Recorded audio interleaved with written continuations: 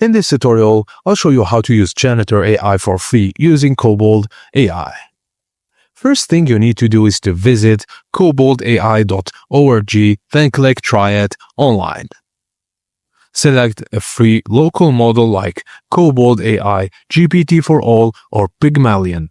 These don't require an API key. Now start the server. Just wait for it to load. Once ready, copy the API URL shown, which is usually localhost 2.5000.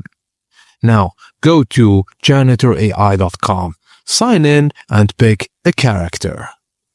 Go to Settings, then API Key, and choose Kobold AI and pass the API URL. Now all you have to do is start chatting, save, and return to chat. You can now talk to characters without paying for GPT services. And that's it, guys. Thank you for watching, and please don't forget to like and subscribe for more.